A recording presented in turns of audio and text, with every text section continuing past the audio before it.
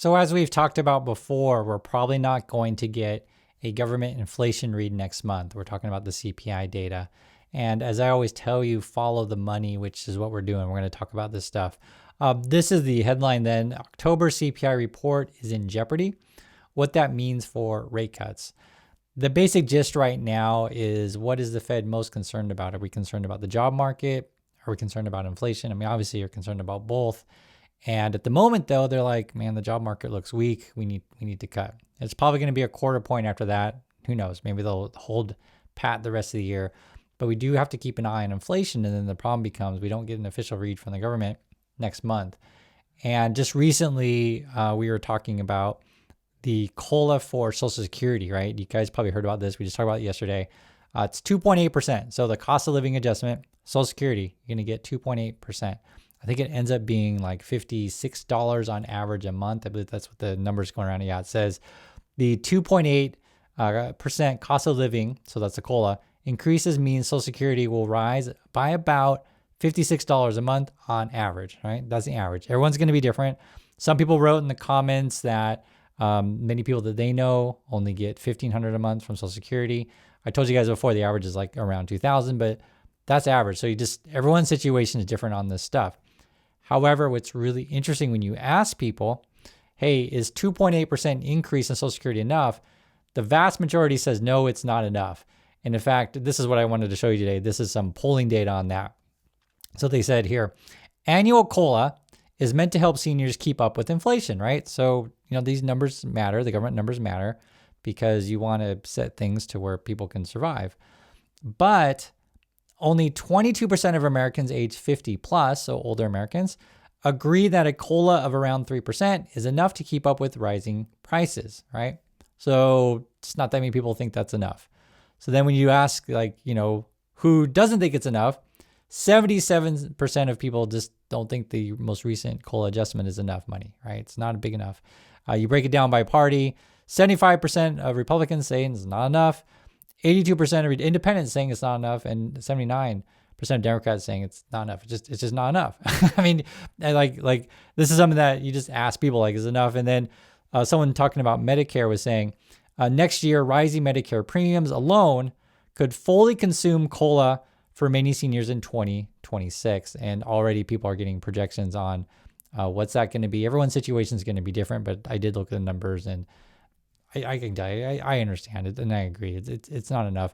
And this is something that we have to talk about is whenever you talk about numbers, and first is follow the money, right? See where things are going around, see where people are at, have real conversations about this stuff, and also look at the whole system.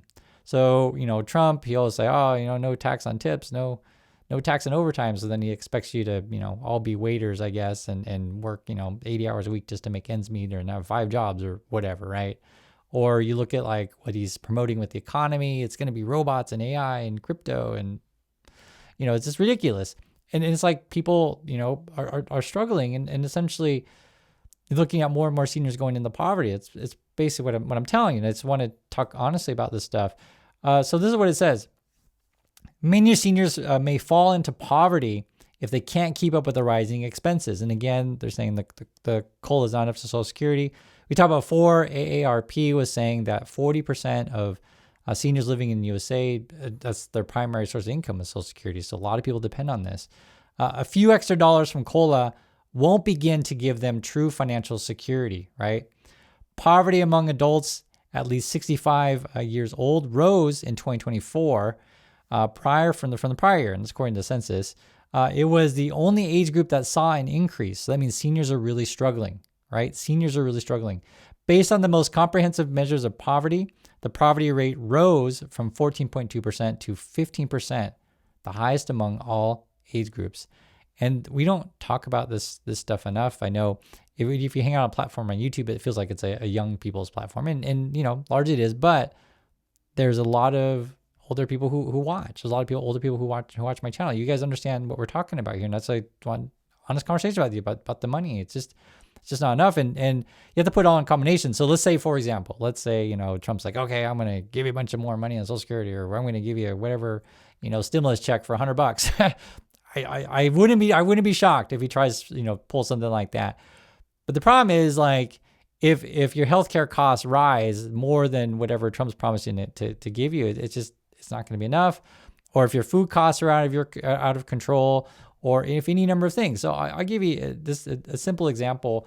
I know that many seniors depend on public transportation, and I'm a big believer in public transportation. Like, there are really great services out there, and every city is going to be different. Every city is different on this, but there'll be like these little shuttle buses that will pick up people who can't drive for any number of reasons, be it mobility, with like you're in a wheelchair or something like that, or a walker. I'm telling you the truth.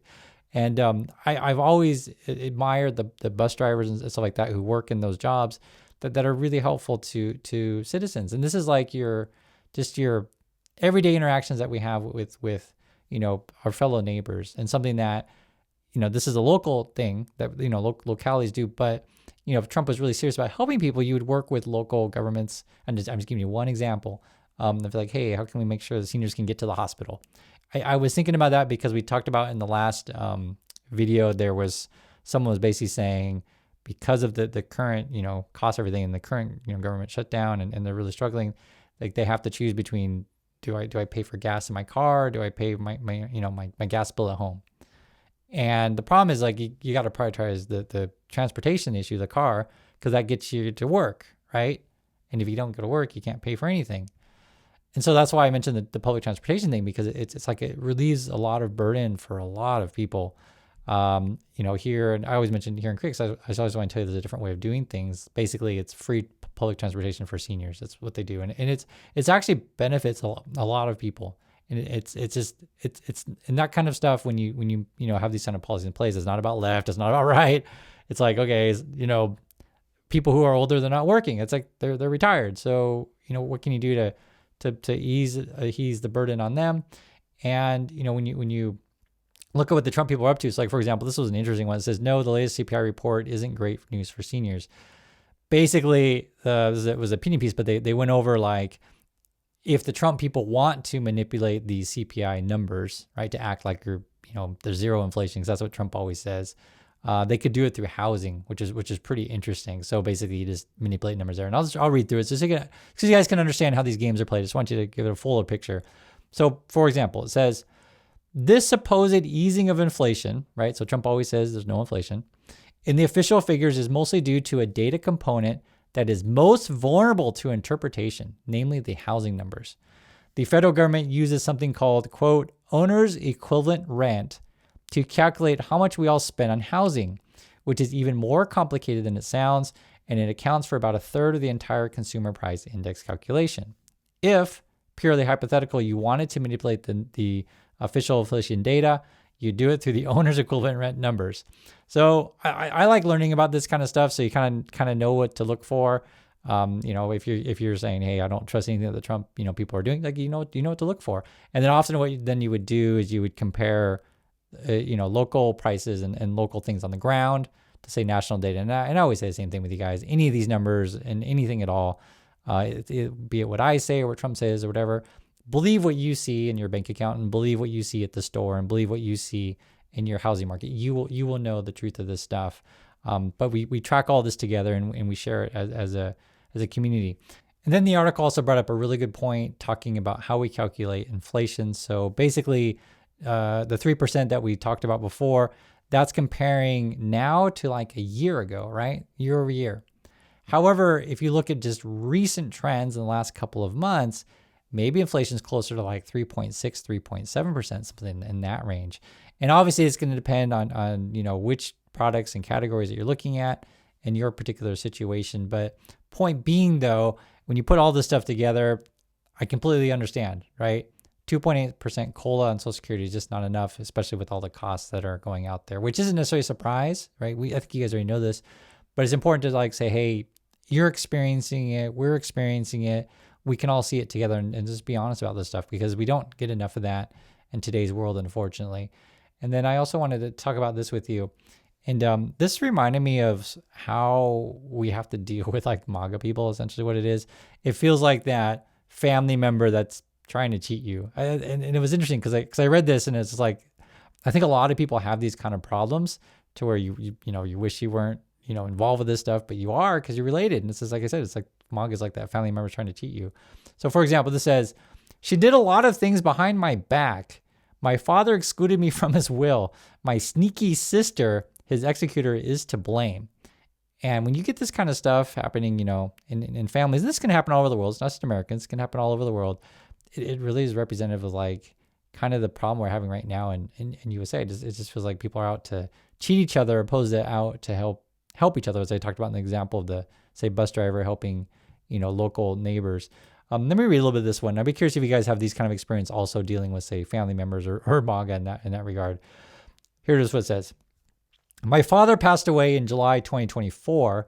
I was not named in his will. I could not imagine how sneaky, dishonest, and greedy a person my sister, the executor of his will, turned out to be regarding the distribution of our father's property. I was not provided with any information, including a copy of our father's death certificate, a copy of his will, and or his hospital records. And I think this goes on with a lot of families to where when there's money involved and people, are fighting over money for whatever reason. Sometimes people have a lot of debt. Sometimes people are under a lot of strain. They just lost a job, but whatever. I don't know everyone's circumstances, but people will fight over money and this stuff. And some people will cheat other people, even among families, which is crazy. And I think you guys know this, but this kind of environment that we're in right now with Trump's economy, I think you're going to see more of this kind of stuff. And these are things that people don't really talk about so much publicly because it's so sensitive, right? Talking about family members cheating your sisters and calling your sister sneaky, dishonest, and greedy, which may be accurate, right? Let's read some more. It says, she did a lot of things behind my back that I didn't see at the time.